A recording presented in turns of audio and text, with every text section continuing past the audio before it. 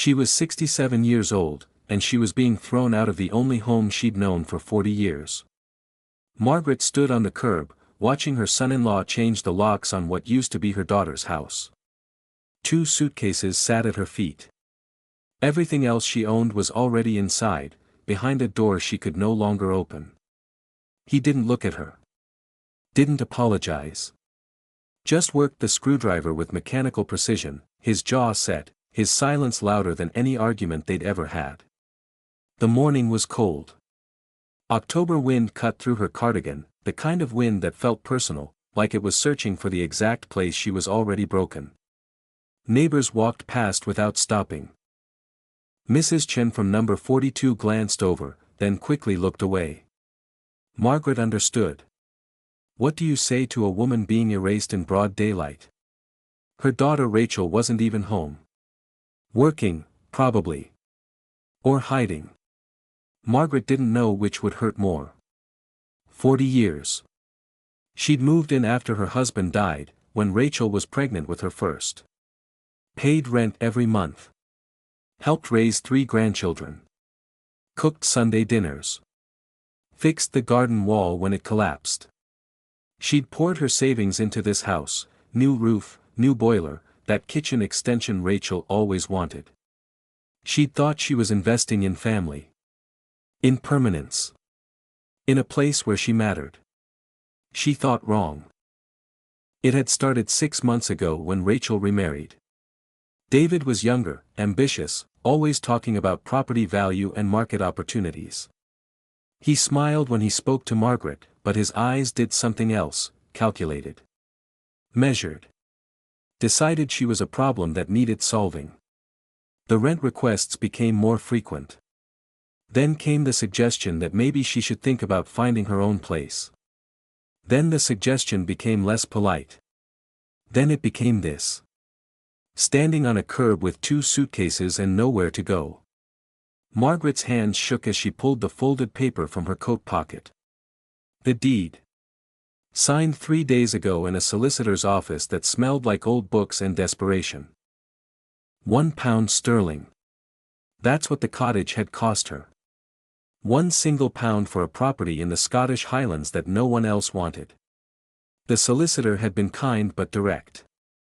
The cottage was a ruin. Structurally unsound, possibly. No electricity, no plumbing, miles from the nearest village.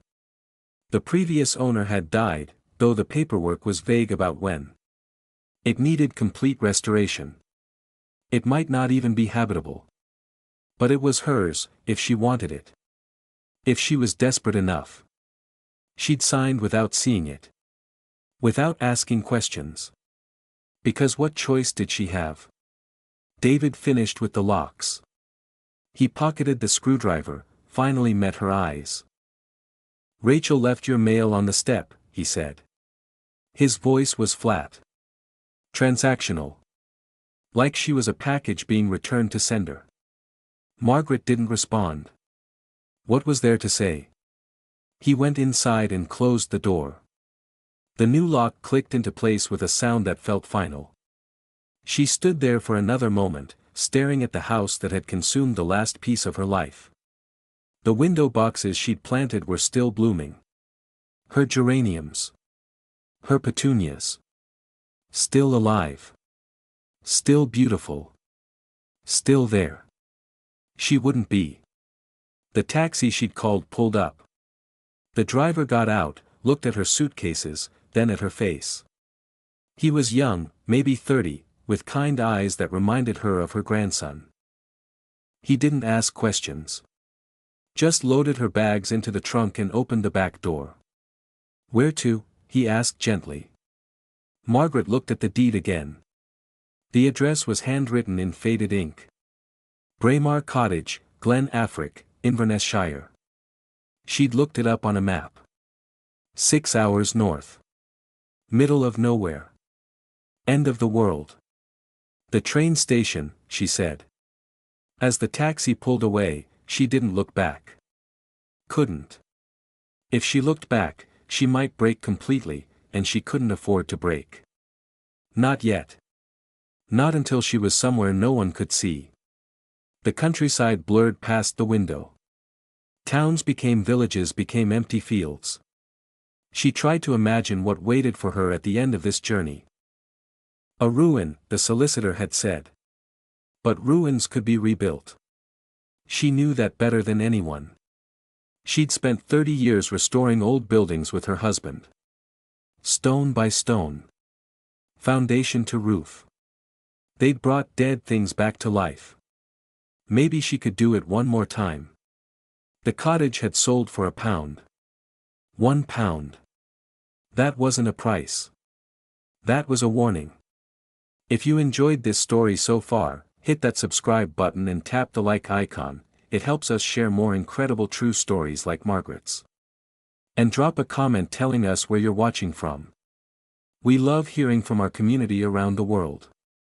But Margaret didn't care about warnings anymore. She didn't care about good decisions or safe choices or what made sense.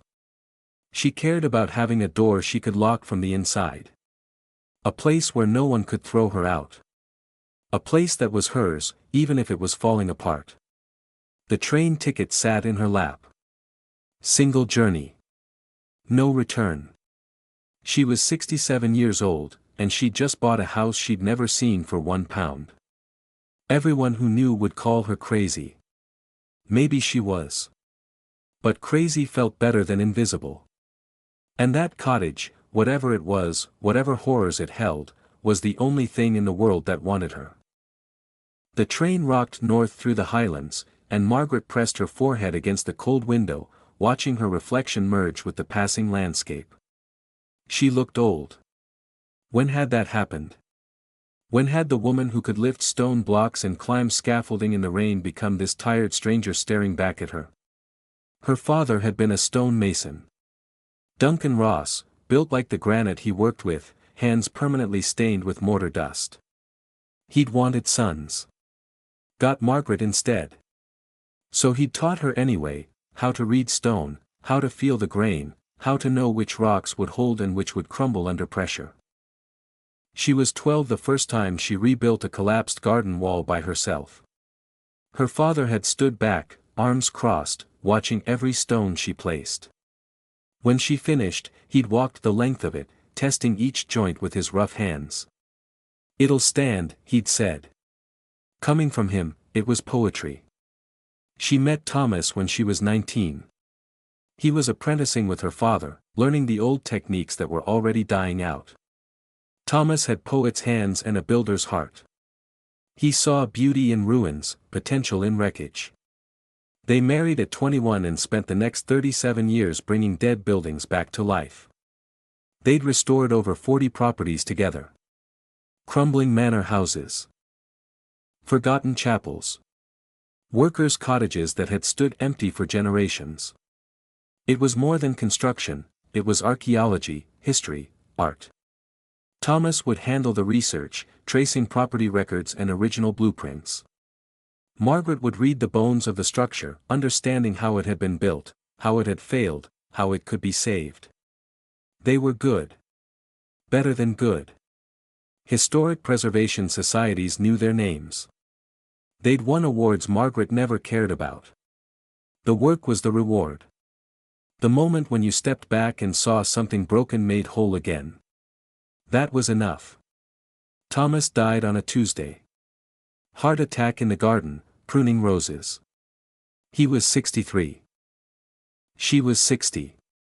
They were supposed to have more time. Everyone always thinks they'll have more time. The grief had been total. The kind that makes you forget how to sleep, how to eat, how to exist. Their house, the Victorian terrace they'd restored themselves, felt like a mausoleum. Every room held ghosts. Every corner whispered his name. She couldn't stay there. Couldn't breathe there. Rachel had offered immediately. "Come live with us, Mom. We have space. The kids would love it." It had seemed like salvation. A purpose. A reason to keep moving. So Margaret sold the house she'd built with Thomas. Split the money with Rachel, half for her daughter's future, half for her own security. She moved into the guest room. Paid rent. Made herself useful. Became grandma who was always there. Grandma who picked up from school. Grandma who cooked and cleaned and babysat and never complained. She'd loved those years. Loved being needed. Jake's football matches. Emma's piano recitals. Little Sophie learning to read on Margaret's lap. She'd poured everything into that family, her time, her energy, her money. When they needed a new roof, she paid. When Rachel wanted the kitchen extended, Margaret hired the contractors herself, supervised the work, made sure it was done right. She'd thought she was building something permanent. A place in their lives. A home that couldn't be taken away. Then David arrived. Successful. Charming. Everything Rachel had been looking for after her difficult first marriage. Margaret had wanted to be happy for her daughter. And she was. At first. But David looked at the house differently than Rachel did. He saw assets. Potential. Market value. And he saw Margaret taking up space that could be generating income. A lodger would pay more. A lodger wouldn't be there permanently. A lodger could be removed. The suggestion started subtle. Have you thought about independent living, Margaret? Lots of nice flats for seniors. Then less subtle. Rachel and I need to think about our financial future. We can't subsidize family forever. Then the rent increased. Then the coldness set in. Then the eviction. Margaret shifted in her seat, pulling the deed from her bag again. The paper was old, official, covered in legal language she'd barely read before signing. But now, with 6 hours of train journey ahead and nothing else to do, she read it properly. Standard property transfer language. Location details. Boundaries. Then, near the bottom, a clause she'd skimmed over in the solicitor's office. Property sold as is. Restoration required before habitation. Previous owner deceased. All contents included and become property of purchaser. Historical preservation guidelines may apply. Contents included. She turned that phrase over in her mind. What contents? The solicitor hadn't mentioned anything. Just that the cottage was empty. Abandoned. That the previous owner had died and the estate was being liquidated. But contents included meant something was there. Furniture, maybe. Personal effects. Whatever someone had left behind. Margaret folded the deed carefully and tucked it back into her bag. Outside, the highlands stretched endlessly, mountains sharp against gray sky, forests thick and ancient, locks like dark mirrors reflecting nothing. She'd lost everything. Her husband. Her home. Her family. Her place in the world. But she still had her hands. Still knew how to read stone, how to rebuild what was broken. The cottage was a ruin. Fine. She'd spent her whole life with ruins. Maybe she could rebuild this one. Maybe she could rebuild herself. The train pushed deeper into the wilderness, carrying her toward whatever waited in Glen Affric. A cottage bought for £1. A mystery she didn't understand yet. And contents included, whatever that meant. She was 67 years old. And she was going to build one more thing. One last thing. Something that was hers and hers alone. Something no one could take away. The rental car smelled like artificial pine and other people's lives. Margaret gripped the steering wheel tighter than necessary as the road narrowed for the third time in as many miles. The GPS had died 20 minutes ago, just blinked off mid-instruction, as if even technology refused to go where she was heading. She'd spread the solicitor's hand-drawn map across the passenger seat. Mr. Gillespie had sketched it himself in blue ink, his handwriting shaky but precise. The roads aren't all on modern maps, he'd explained, not quite meeting her eyes. Glen Affric is old country. Some paths are older than names. The main highway had become a single-track road. Then the single track had become a lane barely wide enough for one car. Now she was on something that could barely be called a road at all, just two tire ruts cutting through encroaching vegetation, branches scraping both sides of the car like skeletal fingers testing for weakness. Fog rolled in thick and low, turning the afternoon into premature dusk. It didn't drift like normal fog. It pooled. Collected. Pressed against the windshield like something with weight and intention. Margaret turned on the headlights, but they just reflected back, making visibility worse. She checked her phone again. No signal. Hadn't had signal for over an hour. The battery icon glowed a warning red. She turned it off to conserve power, even though power for what, she didn't know. There was no one to call. Nowhere to go but forward. The map showed a fork coming up, bare left at the standing stone. She almost missed it. The stone emerged from the fog like a gray ghost, ancient and weathered, covered in lichen that might have been Pictish carvings or might have been nothing. Erosion had softened it into ambiguity. She turned left. The forest closed in. Not the neat, managed forests of the lowlands, this was old growth, primordial. Trees that had been here since before Scotland had a name. Scots pine and oak twisted into shapes that seemed deliberate, branches reaching across the track to form a tunnel that blocked what little light remained. The fog moved between the trunks like something alive, shifting and pooling in ways that made Margaret's hands ache from gripping the wheel. She'd been driving for 6 hours. Her back hurt. Her eyes hurt. Everything hurt.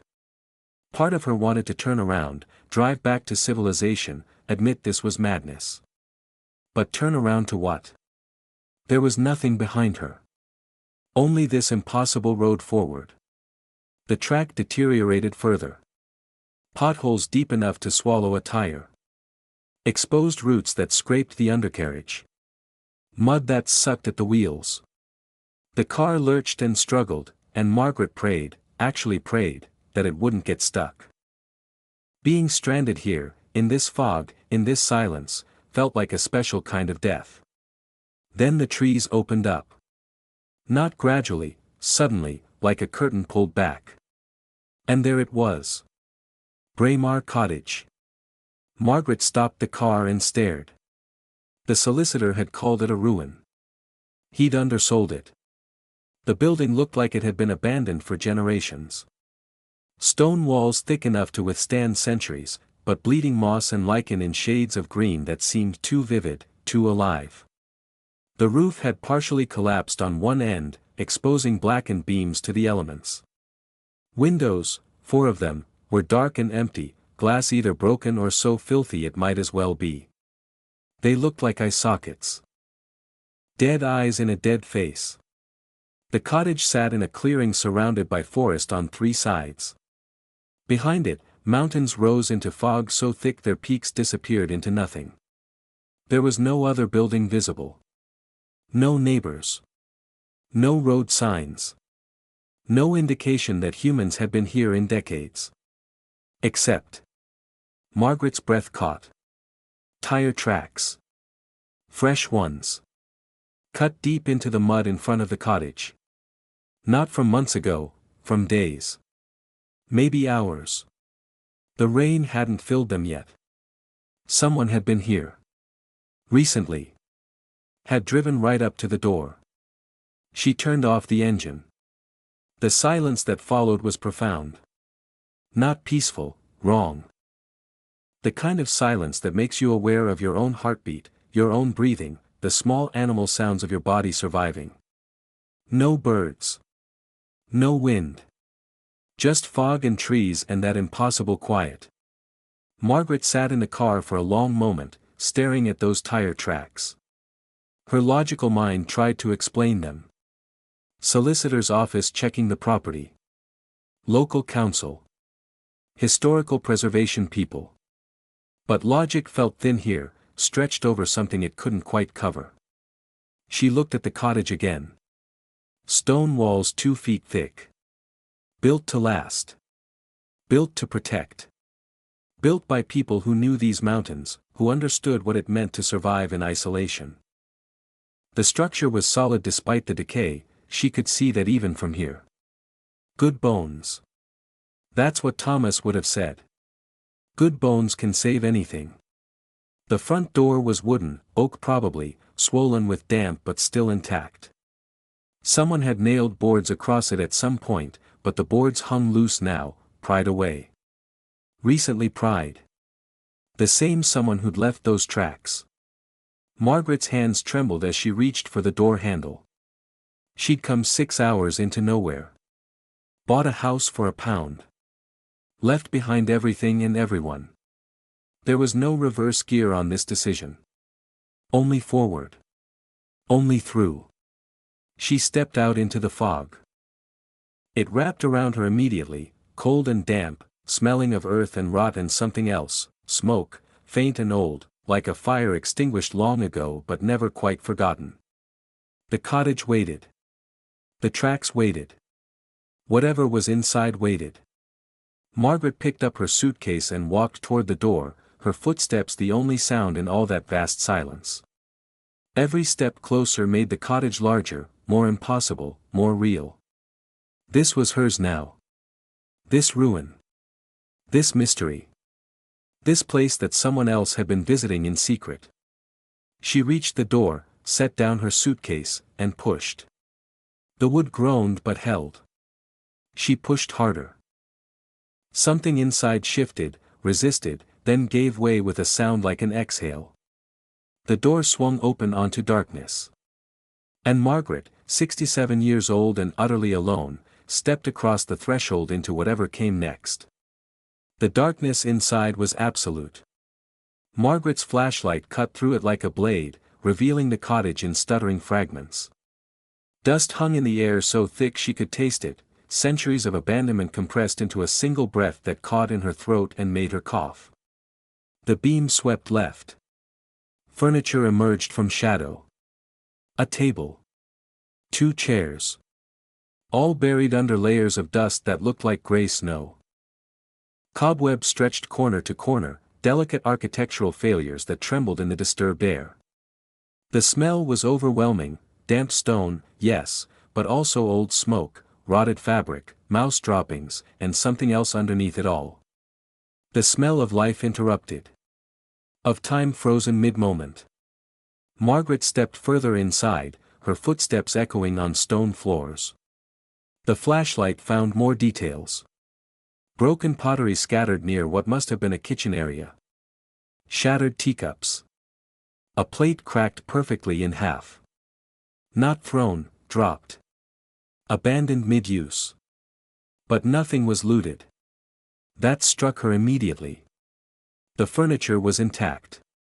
The pottery, though broken, was still here. There were books on a shelf, their spines swollen with damp but present. A clock on the mantel, stopped at 3:20. If this place had been truly abandoned, scavengers would have taken everything decades ago. Yet it looked like someone had simply walked out one day and never returned. The main room was larger than she'd expected. Stone walls 2 feet thick, just as she'd thought. Small windows set deep into the stonework, defensive architecture from centuries past when these mountains were clan territory and safety meant solid walls. The ceiling beams were blackened oak, hand-hewn, still structurally sound despite the partial roof collapse she'd seen from outside. That damage was isolated to what looked like a back bedroom. The main space was intact. And dominating one entire wall was the hearth. Margaret's flashlight found it and stopped. It was massive. The kind of fireplace that had been the center of life in these old cottages, cooking, heating, gathering, everything. The stonework was extraordinary. Whoever had built this knew their craft. Each stone fitted perfectly, no mortar visible, just the ancient technique of reading stone and placing it where it wanted to be. Her father would have approved. The hearthstone itself was blackened by what must have been centuries of fires. Soot stained the surrounding stones in patterns that spoke of long winters and longer nights. Margaret could almost see them, the people who'd lived here, huddled around flames, telling stories, surviving. She needed fire now. The October cold was seeping through her coat, and fog had followed her inside, pooling near the floor like something hungry. Her suitcases sat by the door. She'd packed practically: blankets, a camp stove, tinned food, candles, matches. Enough to survive a few nights while she figured out what came next. Margaret knelt by the hearth, setting the flashlight down so it illuminated the space. She'd start with kindling, build it slowly, make sure the flue wasn't blocked. Her hands moved automatically. This was knowledge older than thought, taught by her father, refined over decades. You don't forget how to build a fire any more than you forget how to breathe. She reached for the hearthstone to check the ash depth, to clear space for new wood. That's when she noticed. The hearthstone was loose. Not cracked. Not broken by age. Loose. Deliberately loose. She could see it now, a gap around the edges, barely visible unless you were looking. And scratches in the surrounding stones. Fresh scratches, or fresh enough. Metal on stone. Someone had pried this up. Not once. Repeatedly. Margaret's hand hovered over it. She could feel the wrongness radiating from that gap like cold air from a cellar. Her father had taught her to read stone. And this stone was speaking. It was telling her that beneath it lay something hidden. Something someone had accessed again and again, then concealed again. Something that mattered enough to hide but returned to repeatedly. The tire tracks outside. The boards pried from the door. This loosened hearthstone. The pieces assembled themselves into a picture she didn't want to see. Someone had been coming here. Not to vandalize. Not to steal. To access whatever was hidden beneath this hearth. And that someone might come back. Margaret pulled her hand away. Not tonight. She was exhausted. 6 hours of driving. The shock of the cottage. The isolation pressing down on her like physical weight. She needed fire, food, rest. She needed to think. Tomorrow, in daylight, she would face whatever lay beneath that stone. She cleared space in front of the hearth instead, avoiding the loose stone. Built her fire in the ancient ash, using dried moss she'd found in a bucket by the door. The kindling caught. Flames rose. Light and warmth pushed back the darkness inch by grudging inch. Margaret dragged one of the chairs closer, she'd clean it properly later, and wrapped herself in a blanket. The fire crackled and popped, finding pockets of sap in the old wood. Outside, fog pressed against the windows. Inside, shadows danced on stone walls that had stood for 300 years, maybe more. She ate cold beans from a tin. Drank water from a bottle. Watched the flames and tried not to look at that gap in the hearthstone. Tried not to imagine what lay beneath. Tried not to hear the sounds the cottage made as it settled around her, creaks and groans that sounded almost like footsteps, almost like breathing, almost like she wasn't alone.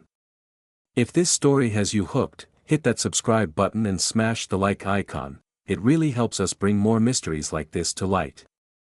And drop a comment telling us where you're watching from. We love hearing from viewers all around the world. The fire burned lower. Margaret's eyes grew heavy. She should set up a proper sleeping area. Should do a dozen things.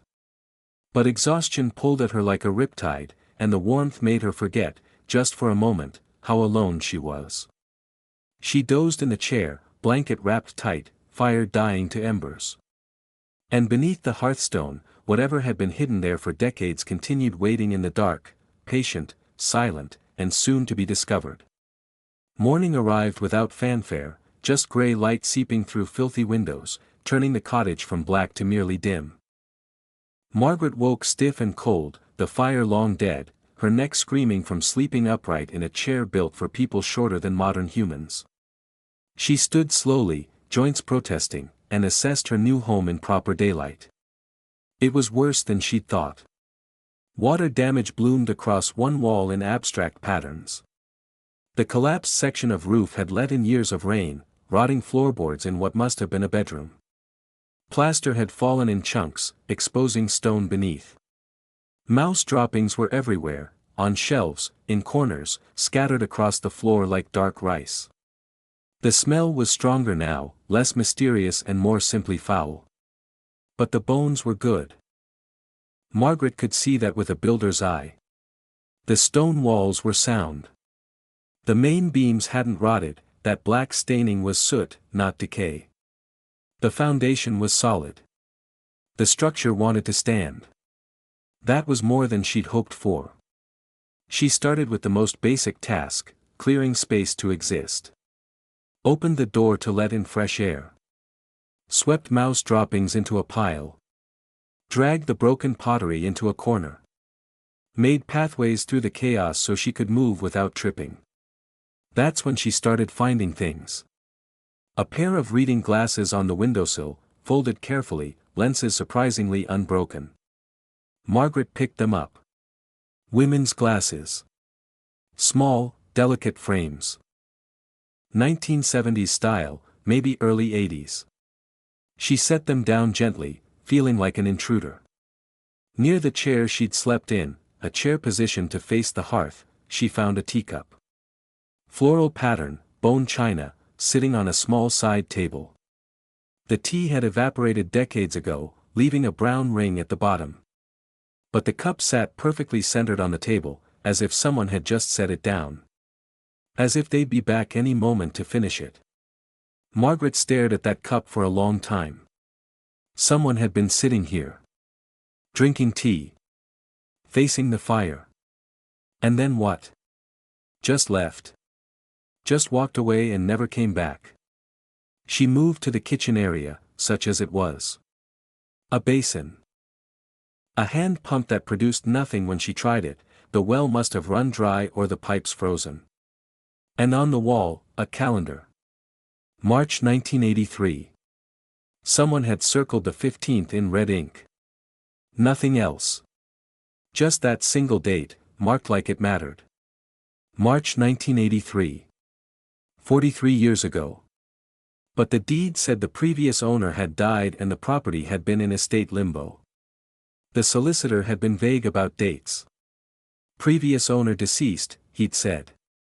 Not when. Not how. Just deceased. Yet this place looked like someone had lived here until recently. Not 40 years ago. The cup. The glasses. Even the dust, though thick, wasn't the archaeological layers you'd expect from decades of abandonment. Something didn't add up. Margaret returned to the hearth. In daylight, it was even more impressive, a masterpiece of stone craft. She ran her hands over the surround, reading the workmanship the way her father had taught her. Solid. Perfect. Built to last centuries. Then she saw them. Carvings in the stone. Worn almost smooth, easy to miss unless light hit them just right. But they were there, symbols cut into the rock. Margaret traced them with her fingers. She'd seen marks like this before, on old Highland properties. Gaelic protection symbols. Wards against evil.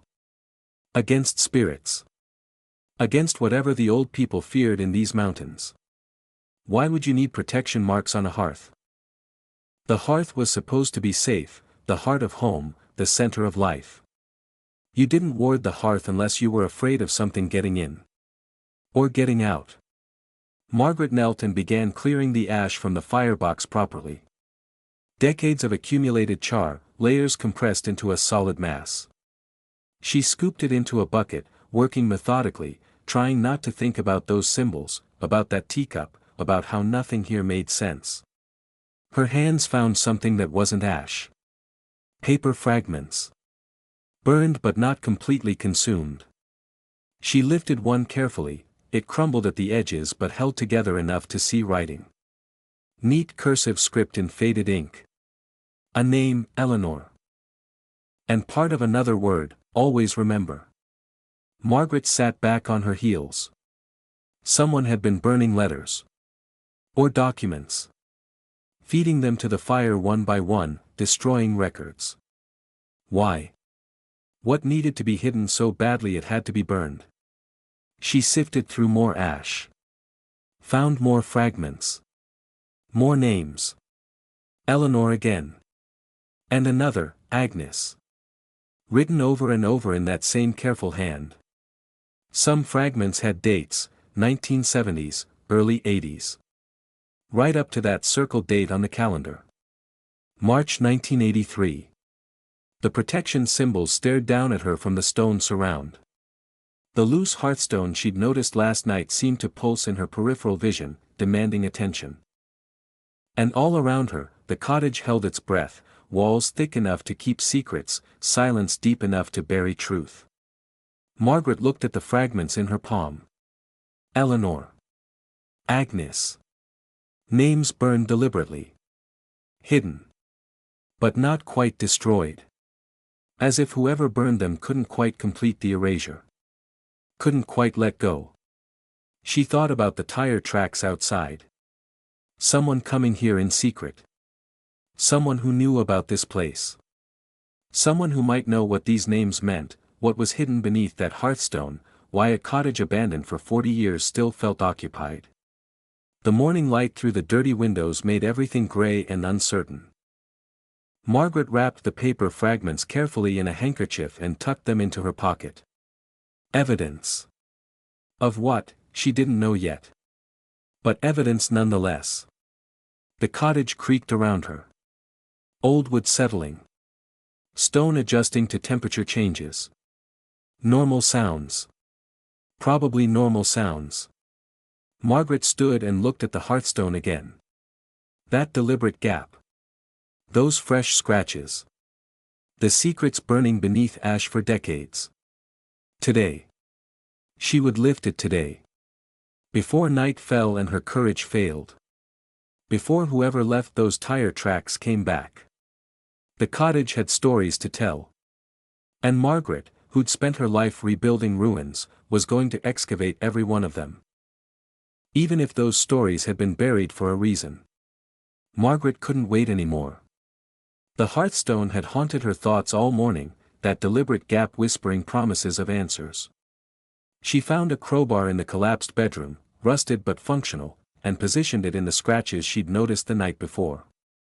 The stone resisted, then lifted with a grinding sound that echoed through the empty cottage. Beneath it, carved into the foundation itself, was a cavity.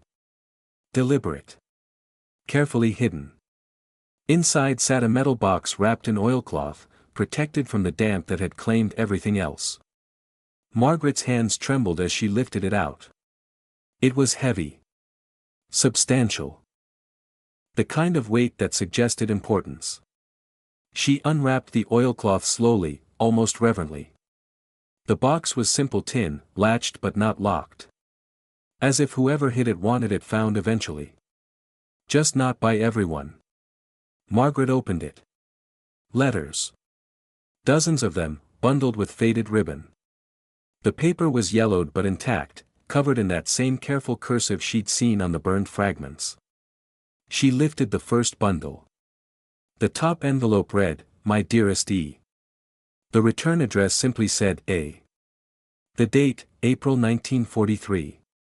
Her fingers moved to another bundle. 1950s, another. 1970s, the last bundle, 1982. All addressed the same way. All signed the same way. All never sent, no postmarks, no stamps, just sealed envelopes that had never left this cottage. Beneath the letters, a photograph. Black and white, edges worn soft. A young woman stood in front of this cottage. She recognized the stonework, the door. The woman was perhaps 30, wearing a 1940s dress, her hair pinned back, smiling at whoever held the camera. Not posing. Genuinely happy. Margaret turned it over. On the back, in faded ink, "The only place I was ever free." June 1946. Margaret read through the night, afraid to stop, afraid the letters might vanish if she looked away. The fire burned low and she fed it absently, her entire world narrowed to these words written decades ago by a woman named Agnes to a woman named Eleanor. The first letters were tentative. Agnes had met Eleanor during the war. Eleanor was stationed at a nearby base, working communications. They'd met at a village dance. The attraction was immediate and terrifying. The letters spoke carefully around it at first, using coded language, safe words. But the feeling beneath was unmistakable. By 1945, the code had dropped. The letters became love letters, pure and undisguised. Agnes had inherited money from a spinster aunt. "The irony isn't lost on me," she'd written, "and bought this cottage. Remote. Hidden. A place where two women could live without questions. They'd told everyone they were cousins. Distant family helping each other through hard times. No one looked twice at two women sharing a home in the post-war years. Plenty did. They were invisible in plain sight. The letters chronicled 40 years of ordinary life made extraordinary by love. Agnes wrote about planting a garden. About winters so harsh they couldn't leave for weeks. About Eleanor's laugh, her kindness, the way she read aloud by the fire. Small moments. Everything. But beneath the joy ran constant fear. Fear of discovery. Fear of losing everything. Agnes wrote about neighbors asking questions. About village gossip. About the vicar who visited once and looked at them too long. They'd become more isolated over the years, venturing out less, trusting no one. The last letter was dated March 14, 1983. Margaret's hands shook as she read it. "My dearest E, you left me yesterday. Heart attack, the doctor said. Quick. Painless. But there's nothing quick about this pain. I cannot tell anyone what you were to me. Cannot grieve publicly. Cannot even put your real name on the stone. They'll bury you as my cousin. And I'll stand there silent, dying inside, because our truth is still too dangerous to speak. I'm burning everything. Every letter. Every photograph. Every proof. If they find out after we're gone, they'll desecrate even our graves. Some loves are too precious to risk. Forgive me. I love you. I always will. A. But she hadn't burned everything. She'd started, those fragments in the ash proved it. But she couldn't finish. Couldn't erase Eleanor completely. So she'd hidden what remained beneath the hearth, under protection symbols, and then Margaret found the final piece of paper at the bottom of the box. A death notice from April 1983. Agnes MacDonald, aged 71. Died alone in her cottage. No known relatives. She'd lasted 1 month after Eleanor died. Then followed her into whatever came next. If you're as moved by this story as we are, please hit that subscribe button and tap the like icon. And tell us in the comments where you're watching from. We love connecting with viewers around the world who believe love stories deserve to be remembered. Margaret sat in the grey dawn light, letters scattered around her, and wept for two women she'd never met. Two women who'd loved in secret for 40 years. Who'd died invisible. Who'd been erased so completely that even their cottage sold for £1 because no one wanted to remember they'd existed. Margaret understood now. The solicitor's careful vagueness. The £1 price. Restoration required. Contents included. They'd known. The Historical Society, the estate office, they'd all suspected something was hidden here. Something that mattered. They'd left it for someone who'd care enough to look. She held 40 years of love in her hands. Letters that proved Agnes and Eleanor had existed, had loved, had built a life together when the world said they couldn't. She could restore this cottage and bury the box again. Keep their secret safe, just as Agnes had tried to do. Or she could do what Agnes never could. Tell their story. Prove they'd existed. Make their love visible instead of hidden. Give them the memorial they deserved. Margaret sat by the hearth as morning light strengthened, thinking about being thrown away at 67. About invisibility. About lives the world decided didn't matter. She made her choice. 3 weeks later, Margaret walked into the Highland Historical Society in Inverness, the metal box under her arm. The curator listened. Then called colleagues. Then called the press. The restoration began, not just of the cottage, but of 2 lives. Margaret worked with historians, archivists, LGBTQ+ advocates. Agnes and Eleanor's story spread. Donations poured in. The cottage would become a museum. A memorial. Proof that they'd existed. That their love had been real. And Margaret, dismissed, discarded, invisible, built her masterpiece. Not with stone this time, but with truth.